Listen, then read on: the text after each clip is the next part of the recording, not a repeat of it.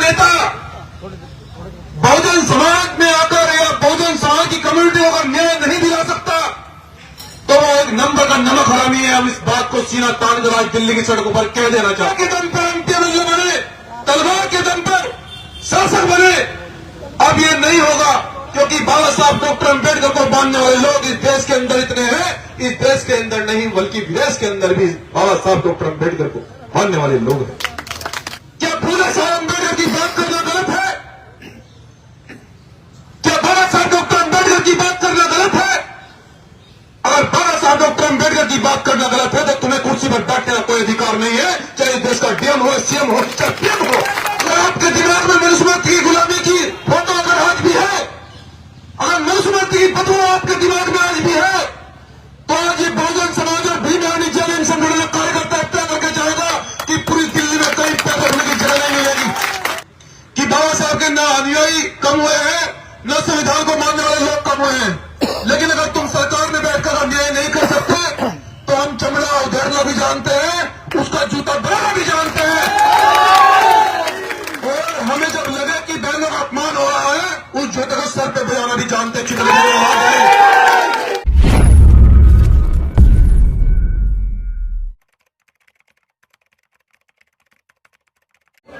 जय भीम, जय भीम इतनी कम आवाज में बोलोगे तो डीन को पता नहीं लगेगा कि कौन आया था।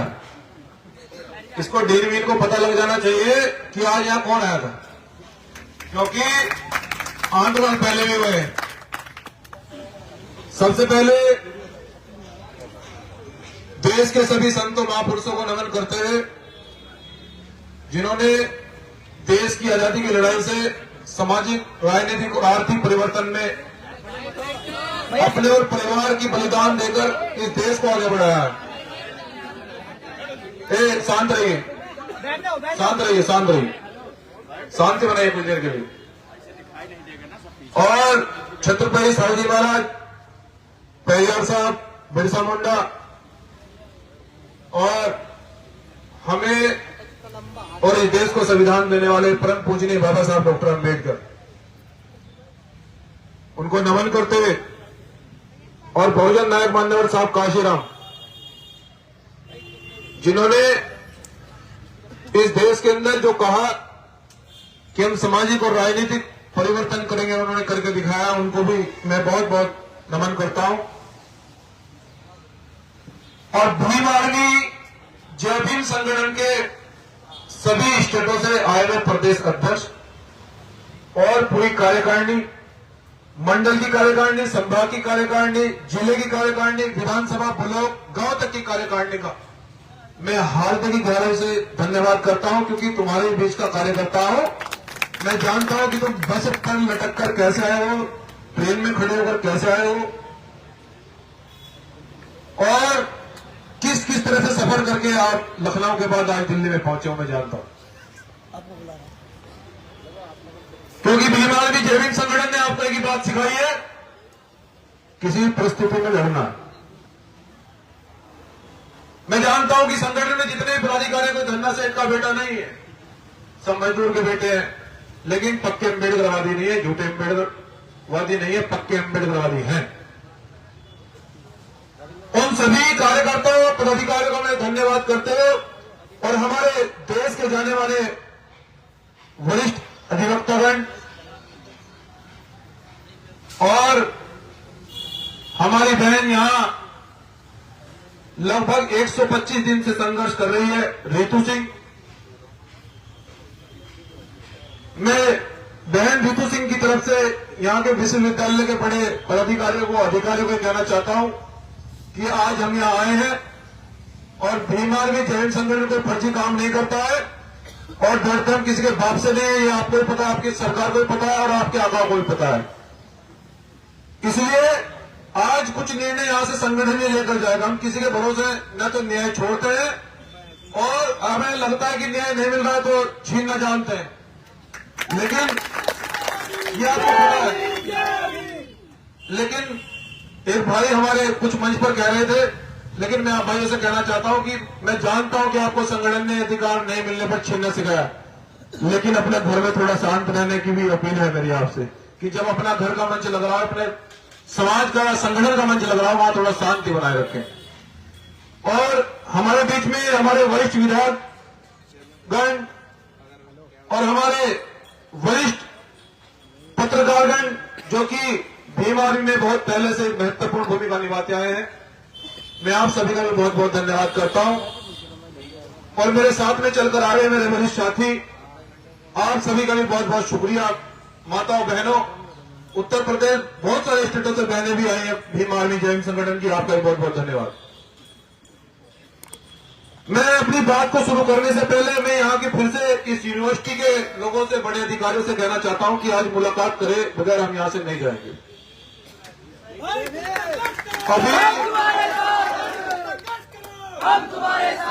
अभी हमारे जो वरिष्ठ अधिवक्ता जी हैं वो बता रहे थे कि देश के अंदर इस संगठन ने वो क्रांति लाई है कि सब जानते थे अगर न्याय नहीं होगा तो क्या होगा।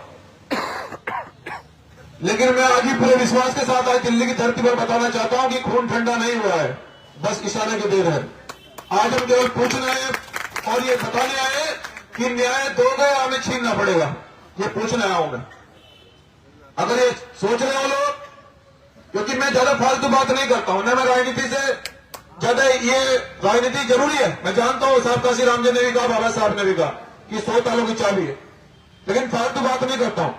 केवल दो ही लफ्जों में बात करता हूं कि न्याय हो रहा है या नहीं हो रहा है, या हमें छीनने में मजबूर किया जाएगा। इसलिए जब भी भीम आर्मी के नेतृत्व में दिल्ली में आंदोलन हुआ, बहुत सारे हमारे साथी जेल गए, मैंने अपने कर्तव्य का पूरा पालन किया और दिल्ली को बंद किया।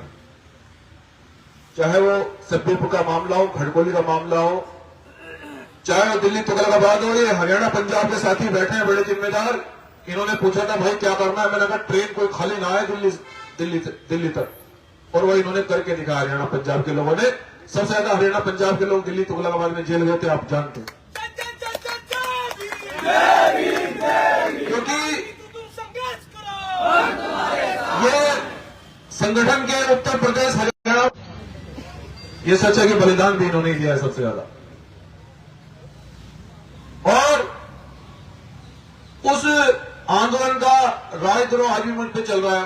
सभी लोगों के मुकदमे खत्म हो गए, लेकिन चल रहा है। मुकदमे तो जाने कितने हैं, उसमें मैं चर्चा नहीं करना चाहता, ये चर्चा का विषय नहीं है। विषय यह है कि एक बहुजन समाज की बेटी, एक देश की बेटी, जो लोग, मैंने ये बात दिल्ली में भी, लखनऊ में भी कही थी माननीय मुख्यमंत्री जी से, कि जो लोग रोज मंदिरों में घूमते हैं, जो लोग रोज देश की जनता को देवियों का पाठ पढ़ाते हैं, आज वो देवियां, जीती जागती देवियां सावित्रीबाई फुले के रूप में देश में फुले साहब अम्बेडकर की विचारधारा को अगर आगे बढ़ाने का काम करती है, तो तुम्हारी निगम्मी सरकार कभी उन पर लाठियां चलाती है, कभी उनको यूनिवर्सिटी से निकाल देती है। मैं ये कहना चाहता हूं कि बात यह नहीं है कि जुल्म क्या हो रहा है, सवाल यह नहीं है कि जुल्म हो रहा है, सवाल यह है कि जुल्म सहने वाले चुप है। सवाल यह, साहब काशी राम ने हमें जो नारा दिया 85 और 15 का, बहुजन समाज का, देश के अंदर कोई घटना इस देश के अंदर ऐसी नहीं हुई राष्ट्रीय लेवल पर जिसमें भीम आर्मी जय हिंद संगठन का पदाधिकारी और कार्यकर्ता न पहुंचा हो। चाहे वो आज हमारी बहन नीतू सिंह यहां संघर्ष कर रही है, चाहे वो मनीषा वाल्मीकि कांड हो, चाहे वो उन्नाव का रेप कांड हो, चाहे वो कानपुर का रेप कांड हो, चाहे वो लखीमपुर का रेप कांड हो, चाहे वो राजस्थान का मटकी छूने वाला प्रकरण हो, मूंछ वाला प्रकरण हो, घोड़ी जमने वाला प्रकरण हो, कोई घटना ऐसी नहीं बनी जिसमें हम नहीं गए हैं। और हमने डंके की चोट पर, जो तानाशाह लोग कहते थे कि यहां हम किसी की नहीं सुनते हैं, हमने उनकी पतलून गीली करके दिखाई है। कोई स्टेट ऐसा नहीं बचा, ये ताकत आपकी थी। सम्मानित साथियों, आज जो यहां पे प्रोटेस्ट चल रहा है, बहुत सारे लोगों ने कहा कि भाई वो बहन इतने दिन से बैठी है, न्याय क्यों नहीं हो रहा है। मैंने उनसे कहा मजबूती से रणनीति बना रहे हैं, लेकिन हम ये चाहते हैं कि देश की एक बेटी के साथ में अन्याय हो रहा है, बल्कि करोड़ों बहनों के साथ में अन्याय हो रहा है, चाहे वो साक्षी मलिक हो, चाहे वो अमृतु सिंह हो, चाहे वो मनीषा वाल्मीकि हो, चाहे मध्य प्रदेश का रतलाम जिला हो, चाहे वो झारखंड की बेटी हो, चाहे वो मणिपुर के आदिवासी हो, चाहे वो राजस्थान के लोग हो, चाहे वो हरियाणा और पंजाब के लोग हो। सवाल एक बेटी का नहीं है, लाखों बेटियों पर अन्याय हो रहा है। और यह अन्याय इसलिए हो रहा है, मैं उन लोगों से बता देना चाहता हूं कि आज जिन बेटियों का अपमान सड़कों पर किया जा रहा है और उस कम्युनिटी के लोग संसद और विधानसभा में सीना तान कर बैठे हैं, मैं उन्हें कहना चाहता हूं आज दिल्ली की सड़कों से कि वो एक नमक हराम है। मैं उन्हें नमक हरामी से ज्यादा कुछ नहीं मांगता, क्योंकि वो लोग उनको नेतृत्व करने के लिए संसद और विधानसभा में भिजवाया गया है, उनको सवाल करने के लिए संसद में भेजा गया। क्या इस देश के लोगों को नहीं पता कि साक्षी मलिक के साथ भी अत्याचार हो रहा है? क्या ऐसे के लोगों को नहीं पता रितु सिंह यहां पर बैठी है, कितनी दूर यहां से संसद है? पहले हमसे एक सवाल किए, जब यहां ये साक्षी मलिक हमारी बहन है, ये जब दिल्ली इंडिया गेट पर बैठी थी, हमसे सवाल किया पत्रकारों ने, हमने पूछा वहां से संसद कितनी दूर है, आप हमें ये बताओ। क्या देश के सांसदों को नहीं पता? और जिस कम्युनिटी का नेता बहुजन समाज में आकर या बहुजन समाज की कम्युनिटी को अगर न्याय नहीं दिला सकता, तो वो एक नंबर का नमक हरामी है। हम इस बात को सीना तान कर आज दिल्ली की सड़कों पर कह देना चाहते हैं।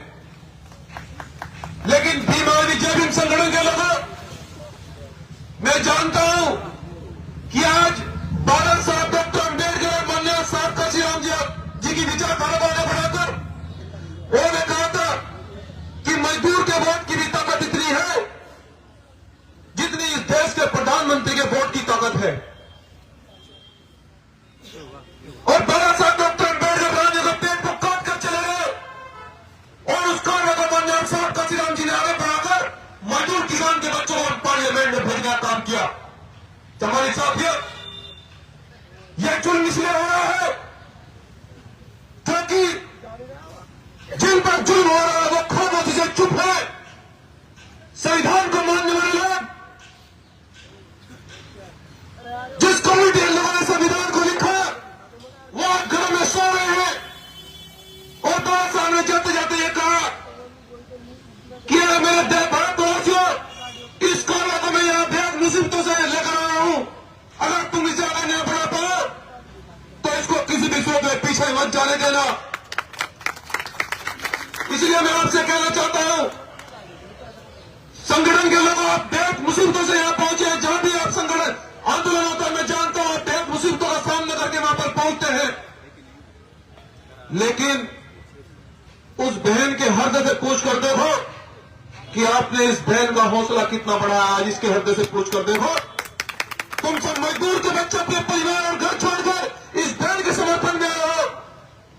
उन नमखानों के मुंह पर यह तमाचा है जिन्हें तुमने वोट देकर संसद और विधानसभा देने का काम किया, और तुम इस बहन के लिए यहां दिल्ली की सड़कों पर लड़ाई लड़ रहे हो। सम्मानित साथियों, इस देश के अंदर दो तरह की लड़ाई रह गई है, या तो मनवाद की या अम्बेडकरवाद की लड़ाई है। दो ही तरह की लड़ाई है इस देश के अंदर। जो लोग ये चाहते थे कि तलवार के दम पर एमपी बने, तलवार के दम पर शासक बने, अब ये नहीं होगा, क्योंकि बाबा साहब डॉक्टर अम्बेडकर को मानने वाले लोग इस देश के अंदर इतने हैं। इस देश के अंदर नहीं बल्कि विदेश के अंदर भी बाबा साहब डॉक्टर अम्बेडकर को मानने वाले लोग हैं। हमारे साथियों, मैं आपसे कहना चाहता हूं कि जिस प्रकार से यहां इस बहन का उत्पीड़न हो रहा है और जातिगत घटना के कारण इस बहन को यूनिवर्सिटी से निकाला गया, मैं उन अधिकारियों को चाहता हूं, क्या फूले साहब अम्बेडकर की बात करना गलत है? क्या बाबा साहब डॉक्टर अम्बेडकर की बात करना गलत है? अगर बाबा साहब डॉक्टर अम्बेडकर की बात करना गलत है तो तुम्हें कुर्सी पर बैठने का कोई अधिकार नहीं है, चाहे देश का डीएम हो, सीएम हो, चाहे पीएम हो। ये उसी बाबा साहब डॉक्टर अम्बेडकर की दी हुई कुर्सी है जिन्हें तुम्हें 1 तारीख को तनख्वाह मिलती है, तुम अपने बाल बच्चों को पालते हो। ये बाबा साहब डॉक्टर अम्बेडकर की दी हुई कुर्सी है। तुम्हें यह कुर्सी इसलिए दी है कि देश की जनता को तुम शिक्षित करोगे। यह कुर्सी तुम्हें इसलिए दी है कि तुम देश की जनता के लिए न्याय करोगे। यह कुर्सी तुम्हें इसलिए नहीं दी गई है कि तुम जाति देखकर न्याय करोगे। अगर जाति देखकर न्याय होगा तो देश की जनता को न्याय नहीं मिलेगा, तो संविधान सुरक्षित नहीं रहेगा। इसका मतलब आप संवैधानिक कुर्सियों पर नहीं है। आज भी आपके दिमाग में मनुस्मृति गुलामी है। और यूनिवर्सिटी के डीन साहब, अगर आपके दिमाग में मनुस्मृति की गुलामी की फोटो अगर आज भी है, अगर मनुस्मृति की बदबू आपके दिमाग में आज भी है, तो आज ये बहुजन समाज और भीम आर्मी जैन संगठन का कार्यकर्ता तय करके जाएगा कि पूरी दिल्ली में कहीं पैदा होने की जगह नहीं मिलेगी। आज ये तय करके जाएगा।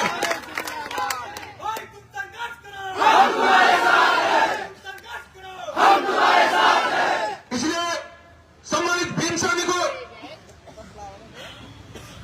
मैं यहां के बार बार यूनिवर्सिटी के अधिकारी से कह रहा हूं कि गफलत में मत रहना, गफलत में बिल्कुल मत रहना। क्योंकि जब हमें लगता है कि अधिकार नहीं मिल रहे हैं तो हम छीनना बहुत अच्छी तरह से जानते हैं और हमने छीने भी हैं। और जिन लोगों की तुम चाटुकारिता कर रहे हो, जिन सरकारी या सरकार के नेताओं की चाटुकारिता कर रहे हो, जिस समय हम भयंकर रूप से दिल्ली पर चलने की बात करते हैं तो तुम्हारे नेता रात को हमें 12 बजे फोन भी करते हैं कि साहब कल हो जाएगा काम, रहने तो मैंने कहा नहीं, अब नहीं सुनेंगे। ये बाबा साहब के बच्चे हैं। अगर इंजन नहीं चलेगा तो इंजन को खुद खींच कर दिल्ली ले आने, वो ताकतवर लोग हैं, याद रखना। यूनिवर्सिटी के लोग। और अगर नहीं, मैं इस देश की बहन बेटियों को सम्मान नहीं करना चाहता हूं, क्योंकि ये लड़ाई जातिवाद की बिल्कुल नहीं है। बाबा साहब डॉक्टर अम्बेडकर जातिवाद के खिलाफ थे। इस बहनों के देश की जो बेटियों का अपमान हो रहा है, मैं आज बाबा साहब का एक अनुयायी और भीम आर्मी जैन संगठन का कार्यकर्ता होने के उद्देश्य से एक बात कहना चाहता हूं कि बाबा साहब के न अनुयायी कम हुए हैं, न संविधान को मानने वाले लोग कम हुए हैं। लेकिन अगर तुम सरकार में बैठकर अन्याय नहीं कर सकते तो हम चमड़ा उधेड़ना भी जानते हैं, उसका जूता बनाना भी जानते हैं।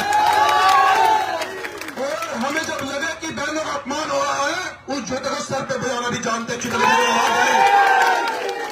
ये कान खोलकर सुन ले, प्रशासन भी और अधिकारी भी और सरकार के लोग भी, क्योंकि हम संविधान को मानते हैं, लेकिन हमें जब लगता है कि न्याय नहीं हो रहा है तो फिर हम अच्छी तरह से जानते हैं क्या करना है।